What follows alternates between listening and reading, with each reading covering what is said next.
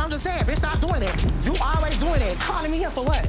You a op. That's not no op. If you call me soon as you found you call me. You didn't call else. Find my op. Creep. That's why that girl hates you, because you made that girl get on national mother TV and embarrass herself. You should have told her that she was still in love with Santana, bitch, and she would never be feeling no type of way. That's up. Stop playing with people. Bitch, you playing a dangerous game. That girl supposed to have mother baby, bitch, and you don't fuck her on TV. Get something to eat, you Bitch, please. I wish bitch. No more. Bustle of the metropolis was nothing in comparison to the tempest that was building within the realm of love and hip-hop as the Atlanta skyline blazed like a neon battleground beneath a black sky. Atlanta, this time it was personal, with Saucy Santana and a man whose fury was as hot as his words standing in the middle of the room, his jaw set ablaze. It wasn't just another night of drama parties and trivial arguments. The air around him was heavy with tension, his irritation boiling just beneath the surface, ready to explode.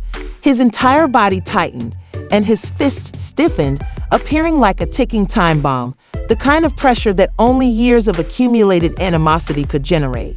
This wasn't just another.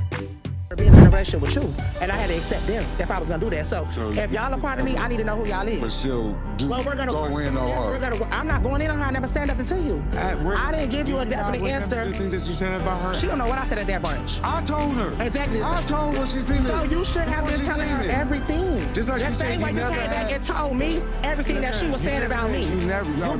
On the other side of the room, the brash, loudmouth rapper Santana, who had earned his position in the spotlight without apology, stood with a sneer that made you want to slap it off his face. With his controversial remarks and audacious personality, Saucy was accustomed to being the center of attention. He had previously made small, snide remarks about Zell in an attempt to elicit a reaction, but this time the lines had been crossed.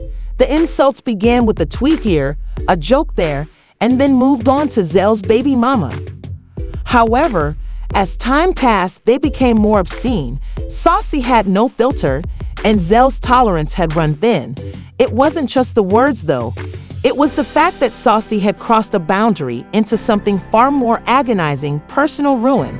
He attempted to be the bigger man, but it was obvious that Saucy had no regard for boundaries. Zell's world had fallen apart, and he resented Saucy for it. The weight of it all was too much for Zell to bear alone any longer. Zell's girlfriend was so distraught by Saul's statements that she ended up crying and going to the hospital.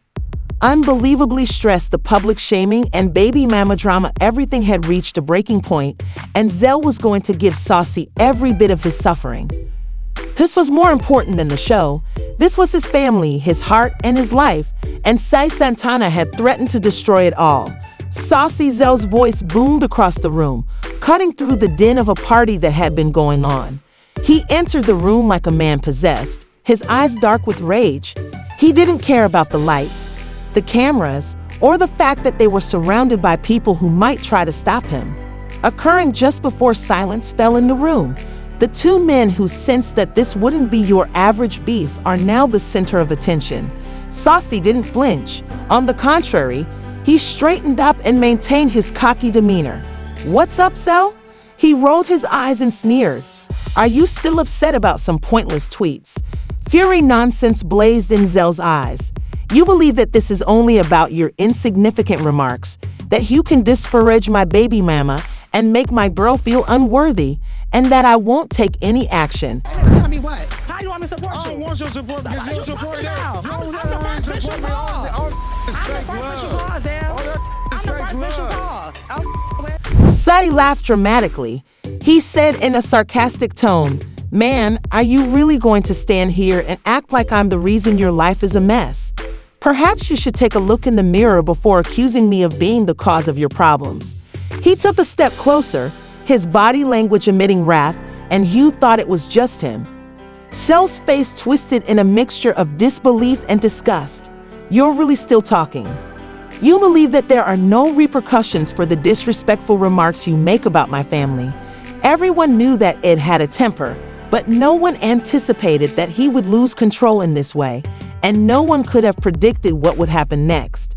The tension was growing by the moment, and the air was crackling with anticipation. Saucy Zell persisted in using a low, menacing voice. I am losing my child as a result of your disrespect, and my girl is currently in the hospital, barely surviving, and I am witnessing the disintegration of my family. Careless speech. Don't attempt to blame me for your issues, Zell. You believe you're the only one who's been harmed in this game. Saw's eyes narrowed for a second, his haughtiness faltering, but then he flashed a glance that could cut through steel. You believe I don't have a personal devil. Now, instead of shaking out of terror, Zell's hands were shaking from the strong feeling coursing through him. I don't care about your monster. Sultry, I care for mine, and because of you, I'm going through a terrible time. You want to ridicule me and treat my family with disrespect. Wish to be disrespectful to my family? Well, before Saucy could reply, you made the worst mistake of your life. In an instant, he flung his palm through the air and gave Saucy a forceful face slap. The sound reverberated throughout the room, shattering everyone into quiet. It was more than simply a slap. It was a representation of Zell's suffering, his anger, and the last straw that had caused him to break. The crowd gasped, some cheering, some wondering whether to intervene or let the two men settle it on their own. But no one dared to intervene as Saucy staggered back, his cheek raining from the intensity of the punch for a split second. Interrupt. You're not untouchable, Saucy. Despite what you might believe. Zell stood erect, his chest heaving with every breath. Being famous makes you unbeatable, but when you mess with the wrong person, and I'm that person, there's no protection. I'm done talking, Saucy said, wiping his cheek and his eyes tightening with fury.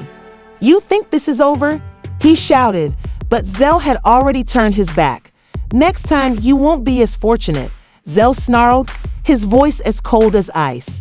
Zell bounded from the room, his thoughts still churning with. The war was far from over.